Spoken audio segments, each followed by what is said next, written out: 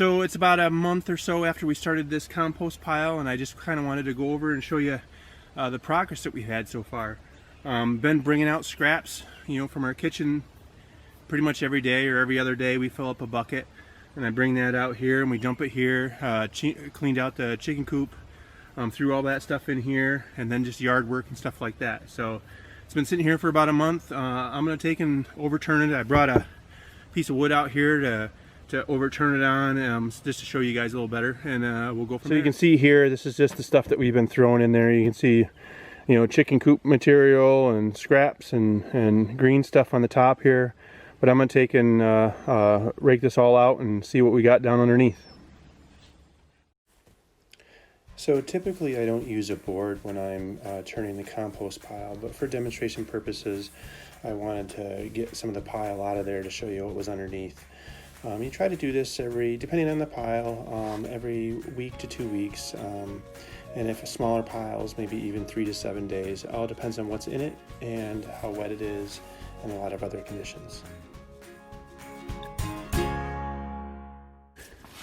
So you can see as we got down in here, some of this is really starting to work and break up, really starting to break down into some dirt.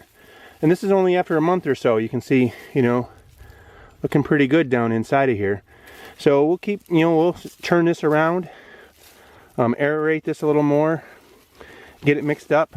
It's been really dry, so I think that's also affecting it. So not much water happening here, but you can see still pretty good material down underneath there. So we'll get it all mixed up and go from there. So typically I like to use a pitchfork when I'm turning the compost pile. Basically it's like tossing a salad. You just take and flip it over. And a couple of things that it tries to do is eliminate any compaction that's happening, or if there's any moisture caught in there, or if there's any overheating of the compost pile. That'll take care of it and solve any issues.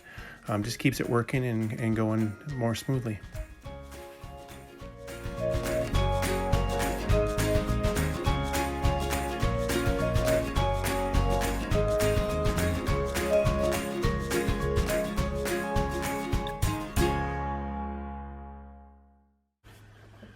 So one of the coolest things about doing all this stuff on your own property, your own homestead, is that you can choose the degree that you want to do it at. You can choose how much you want to do. You can have just a regular old garden.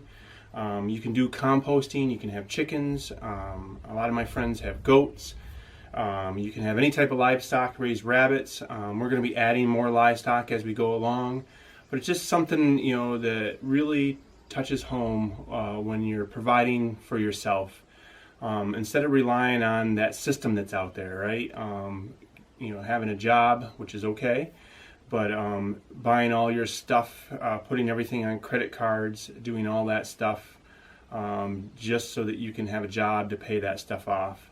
If you can just take a little bit of that and start doing it at home, and start providing for yourself instead of relying on other people or other countries to give those things to you, or to make money to buy those things, then you're that much farther ahead. And I think that's a great philosophy to have, and I really think that it sets you apart, or us apart, by doing that. And like I said, you can start out in an apartment, and you can grow as big as hundreds and hundreds of acres and have hundreds and hundreds of livestock, and provide everything. You can be totally off grid if you wanted to, but we're going to keep showing you things, not only with this composting series but with other stuff, just to show you what we're doing up here. And I'd love to have some feedback, and just maybe even somebody can show us some of the stuff that they're doing on their homestead, so we can learn as well. So thanks, and hope you guys are enjoying this, and we'll see you next time.